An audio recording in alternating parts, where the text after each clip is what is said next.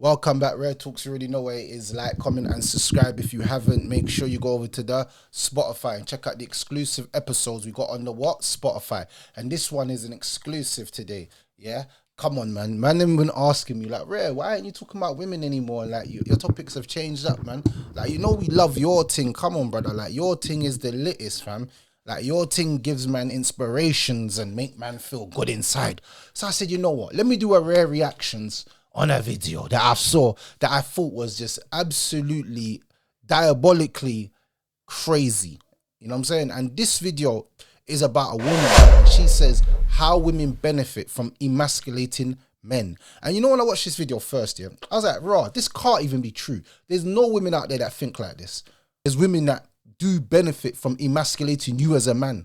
And it's crazy that you'd think that there's another human being out there that would profit of making you feel less than a man, but there is actual women that benefit and profit from this. So man, them take note. I want you to get your notepads out and take notes, because if you meet a woman with these characteristics, run like you're running like Forrest Gump. Run, Forrest, run, because that's what it's gonna be. It's gonna be a mad thing for you, son. So yeah, man, them we're gonna get into this video straight away. No wasting time. So let's go. Hi guys, let me be brutally honest for a second. We live in a society where men are being forced to take a back seat and are almost being numbed and neutered into a less masculine shell of themselves. None of this is done by accident. As women rush out to fill their spots in society, we're seeing men being emasculated, living inside a culture that's becoming increasingly feminized. That's what you see at every single level, from the family unit and the career ladder to the intricate legalities that govern our behavior and relationships. I want you to connect the dots, because in society's effort to tear down the so-called patriarchy, they're actually creating female-focused society where women directly benefit from emasculating men and their roles. And let me tell you how. First, look at it this way. Throughout all of human history, women have needed the protection and provision of men, but only in recent decades has there been a through history, women have always looked at men as protectors and providers. We're living in a generation now where women are saying, I don't need a man. I generally don't need a man. And it's becoming so intensively apparent, women are saying this, that men are actually like, yeah, she don't need me. Like, men are sitting there like, yeah, she don't need me. Because they've made it become like it's a norm to say these statements and to like think that these statements are good statements to make. By saying you don't need men for protection and support is to say that you don't need to have kids, because men provide more than just, physical hard labor. But what is it teaching the next generation of young men? If women say they don't need me, then I'm not going to be in need of them, meaning that I'm going to treat them any type of way because they don't really need me. And that is a problem in this society that we're living in right now. And one of the greatest evils I see is that the young men do not have no emotions and feelings towards women. So they're finessing and they're doing it openly. You know what I'm saying? But yeah, this is real. This is real. This is real. I like it. I like it. Let's keep going. There been a competition for this role. It stems from a welfare system that's increasingly undermining a man's place in a woman's life, rendering him obsolete. When you think about it, why wouldn't women prefer a setup like this? For millions of women today, including the 15 million or so single mothers, the state acts as the masculine provider with very few of the hard lines that come with a man being in the house. Things like loyalty, responsibility, and burden of expectations. It leaves little incentive for her to pick the right man and actually stick by him. And it gives her a safety net for all of her bad decisions, while the man falls by the wayside because he's now unneeded. Do you see the bad incentive structure it sets up? It's something you can track back to the mid-20th century, to the American welfare policy known as the man in the house laws. It was a straightforward measure used by the government to determine who morally qualified for welfare benefits. The question was, is there a man in the house who can provide financially? As you can imagine, the men in impoverished and desperate households faced one of the most humiliating choices ever. Find a way to make ends meet no matter what, or split from their own families so they qualify for government welfare benefits. Men had to make the hard decision to leave their homes and families so the government could then step in and provide. I can't imagine how emasculating that must have been for the man. Being disposed of from their natural role as men and letting a government then step in and provide for their family instead. Imagine how hard it was for the man to almost act like that he didn't even exist. All while their women still had a solid provider in the form of a government check. You'll rarely hear about this in today's feminist reading of history, but the laws show us how women benefited from gender stereotypes because they themselves were not expected to be the providers. But stealing a man's masculinity for benefit goes even further than taking away his ability to provide. In the United States today, tens of billions of dollars flow in the form of child support payments, and 85% of that go from the fathers to the children's mother. Ironically, the legal obligation for child support, coupled with the strict custody and visitation rights, effectively reduce men to be the child maintenance in the UK, because I'm not American, I'm from the UK, so it's very evil. And what I mean by evil is that they'll take money from you every single month for a woman, yeah, but they won't help you to see your child. So imagine they said, look, the only way we're going to make you see your child is if, if you want to get this money, then you have to make the man see his child, because then it would eliminate a lot of risks and a lot of factors. But they don't really care. They just care about getting their 20% cut. Because in the child maintenance service in the UK, they get a 20% cut for making you go on benefits. As crazy as that sounds, they're meant to be helping the child and the woman, but they're taking a 20% cut for their services of recuperating that money. It sounds crazy, but it's more like a business more than financially incentivizing the woman and supporting the child. So the child maintenance service, sometimes women get done even dirty. So they'll go to child maintenance and they'll get less money than what they deserve. So they'll get, like, let's say £60 a month. You know what I'm saying? And someone will be like, oh, that's all I wanted. So if that's all you wanted, why did you need to go to child maintenance to get £60 from him, bro? I'm pretty sure you could have worked out an arrangement where you get £60 from him.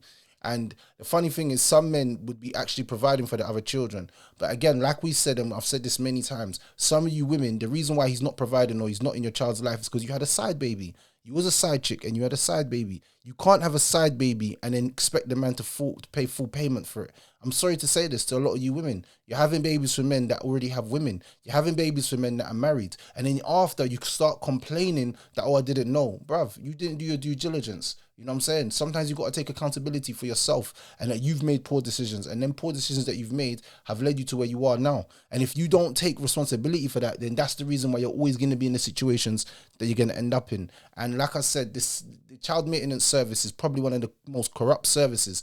Even of recent, they said that you can be proven to be a father even if you do not do a DNA test. They say that, yeah, you're a parent because you didn't do a DNA test. That is the most stupidest thing I've ever heard in my life. That is the most stupidest thing I've ever heard in my life. But obviously, I know they have to get their money. It's all about the money, and it's not about the child. So, yeah, it is what it is.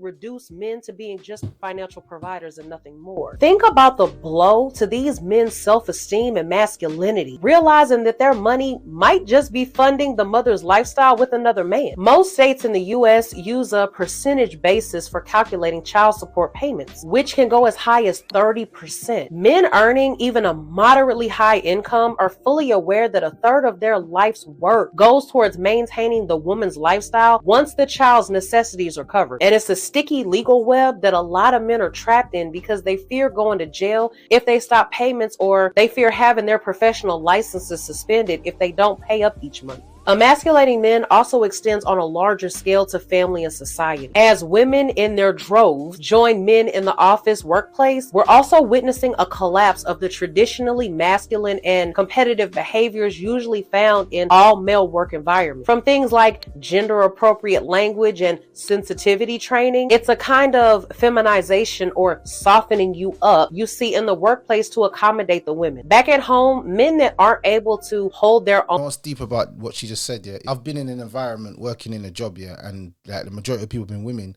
and I've had to switch up the way I speak and like gender appropriate, and also like be very wary of everything I say, which is a good thing. All the men out there that are working with women, and you're working in a female, or you have like a big female team and you're managing them, you should be wary about what you say, and you should be very cautious of the things that you say, because you could say something in jest and it's looked at as if you've become a predator.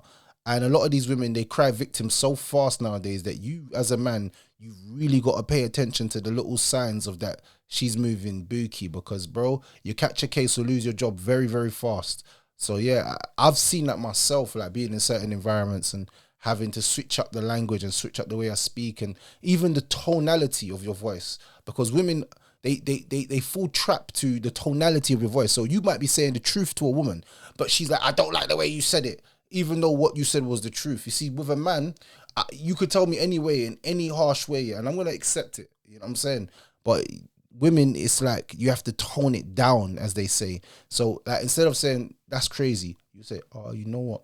I don't think that was a very wise move. And even then, they will still find fault, because an emotional, unstable person will find any reason to discredit what you're actually saying, because their mind hasn't got emotional intelligence. Emotional intelligence is not for everybody. Not everybody has it. Some people think they have it, but they don't. They're actually emotionally unstable. And the reason why they're emotionally unstable is because when they were younger, they've got something called childhood trauma that they haven't actually healed from, or actually even took the time out to work on, because they're just so busy going through life, trying to get money, trying to do this, trying to do that. So people, be careful. Be very careful. Training. It's a kind of feminization or softening you up you see in the workplace to accommodate the women. Back at home, men that aren't able to hold their own as the leader of the family see their role being taken over by the woman, who then shapes the children in her mold and seizes as much control as she can in the household. Then you take a look at how women today readily put their bodies on the internet on display to make money off of emasculated men. And this is a recurring theme that goes something like this. A man stripped of his inherent qualities like determination, discipline, and a sense of duty becomes a shadow of his former self. In this weakened state, he becomes easily manipulated and a pawn in the hands of any woman who wants to exploit him for her gain. It's a dynamic where traditional masculinity is not just undermined but inverted, leaving men susceptible to being used as tools for these women's financial gain. This isn't just about gender equality, it's a strategic reduction of men's roles for certain benefit. Men are increasingly positioned as secondary, leaving their inherent strengths and values undervalued. This shift isn't just a concern for men, it's a societal issue that needs attention and understanding from all of us. It's time we seriously assess these dynamics and their long-term impact on our society. So with that being said, until the next video, I'll see you guys later. Bye. Women emasculating men. How do I see this on the internet? Well, I see this all the time. Women will come onto my lives and try to talk down to a man. And they use techniques like gaslighting, and they use techniques like manipulation, shaming, and guilt tripping you. These are the tactics. And I forget, and Kevin Samuel said the characteristics of a low value woman are these. And a woman that guilt shames or shames you and says, oh, you know, you're like this, or you're like that, and you're like that, so you're like this. Or if someone tries to use your age as examples, they will say, oh, you're an older man, how can you talk like this? You're an older woman, why are you here? Or you're a younger woman, why are you here? It's like people will try to use anything to try and get at you to make you feel a way. When they feel that they can't get to you, they do all kinds of weird tactics to try and manipulate you into a situation. And then at the end, they gaslight you. For the actions that they've done and for the reaction that you've done, they say that you are reacting, or you're triggered, or you're gone too far, or you're this and you're that. Some people only want 5 minutes of fame, and the reason why they want 5 minutes of fame is because they have nothing substantial in their personal lives. They have nothing going on in their personal lives, and you can't blame these so-called women for their behaviors. The society has pushed women to feel and to act like this. So we have to know the remedy towards this is that women start to be traditional. But for women to be traditional, they need to be taught. But who's going to teach women to be traditional when everybody wants to be modern? That's a question that we've got to ask ourselves. And we've got to literally work on as a team, as a family, and as people of the new world. So everybody, if you like my content, please go to the YouTube, check it out. Go to the Spotify, check out the exclusive episodes.